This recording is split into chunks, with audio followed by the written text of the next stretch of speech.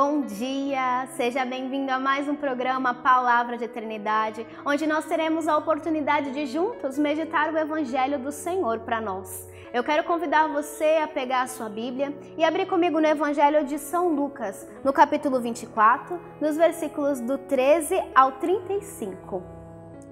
Nesse mesmo dia, 2 discípulos caminhavam para uma aldeia chamada Emaús, distante de Jerusalém 60 estádios. Iam falando um com o outro de tudo o que se tinha passado.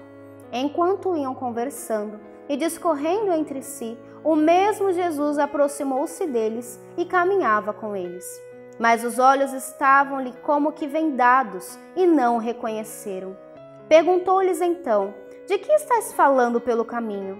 E por que estáis tristes? Um deles, chamado Cleofas, respondeu-lhe: és tu, acaso, o único forasteiro em Jerusalém que não sabe o que nela aconteceu estes dias? Perguntou-lhes ele: que foi? Disseram: a respeito de Jesus de Nazaré.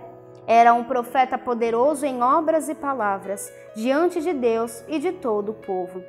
Os nossos sumos sacerdotes e os nossos magistrados o entregaram para ser condenado à morte e o crucificaram. Nós esperávamos que fosse ele quem haveria de restaurar Israel. E agora, além de tudo isso, é hoje o 3º dia que essas coisas sucederam. É verdade que algumas mulheres dentre nós nos alarmaram. Elas foram ao sepulcro antes do nascer do sol e, não tendo achado seu corpo, voltaram dizendo que tiveram uma visão de anjos, os quais asseguravam que está vivo. Alguns dos nossos foram ao sepulcro e acharam-no assim como as mulheres tinham dito, mas a ele mesmo não viram.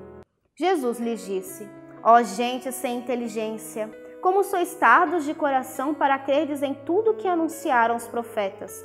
Porventura não era necessário que Cristo sofresse essas coisas e assim entrasse na sua glória? E começando por Moisés, percorrendo todos os profetas, explicava-lhes o que dele se achava dito em todas as Escrituras. Aproximaram-se da aldeia para onde iam, e ele fez como se quisesse passar adiante. Mas eles forçaram-no a parar. Fica conosco, já é tarde e já declina o dia. Entrou então com eles. Aconteceu que, estando sentado conjuntamente à mesa, ele tomou o pão, abençoou, partiu e serviu-lhe. Então, se lhes abriram os olhos e o reconheceram, mas ele desapareceu. Diziam então um para o outro: não se nos abrasava o coração quando ele nos falava pelo caminho e nos explicava as Escrituras?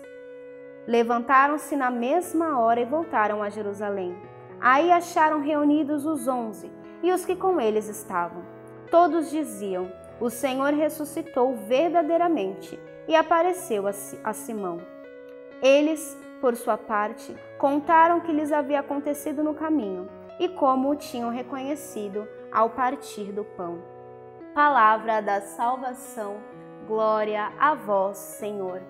Eu gosto muito de uma forma pessoal dessa leitura dos discípulos de Emaús. E nesse evangelho, de uma forma muito específica, nós encontramos esses discípulos sem esperança.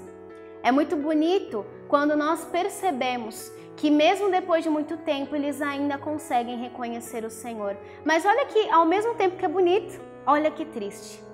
Eles estavam tão desesperançados que eles ficaram cegos. A leitura vai dizer que era como se tivesse vendas nos seus olhos. O mesmo Cristo ressuscitado, aqueles que há alguns dias antes estava com eles, naquele momento ressuscitado caminhava ao lado deles, dialogava com eles e mesmo assim eles não conseguiam o reconhecer. Diante da nossa vida e da nossa realidade, por tantas vezes nós também nos encontramos sem esperança. Mas o que nós podemos fazer para mudar essa situação? O Senhor também nos ensina neste evangelho. Ele adentra a casa, ele se assenta à mesa e ele parte o pão. O partir o pão, o assentar à mesa e o adentrar a casa para os discípulos conduziu-os a fazer memória daqueles que estavam com eles há dias atrás.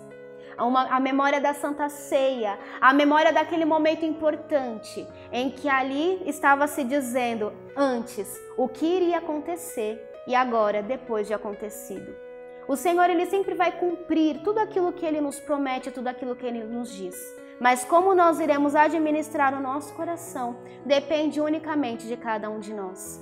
Não pode nunca nos faltar a esperança quando nós caminhamos com o Senhor, porque a falta da esperança, assim tão bem como a falta de fé, pode nos cegar e nos fechar em nós mesmos. Não deixemos que o nosso coração se feche para o Senhor, a ponto dele estar ao nosso lado e nós não conseguimos enxergá-lo, nós não conseguimos reconhecê-lo, porque Ele permanece sendo nosso Pai, permanece sendo aquele que se sacrificou por nós e permanece sendo aquele que deseja o céu para nós, que sempre está disposto a nos amparar, a nos sustentar e a nos socorrer quando necessários.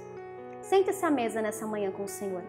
Permita que Ele adentre a sua casa e deixe que, assim como Ele fez com os discípulos, partilhe o pão da vida, que é a palavra dEle, junto com você, que é a Santa Eucaristia na Santa Missa junto com você, para que você não se esqueça que aquele que disse que voltaria está presente no meio de nós. Que Deus te abençoe.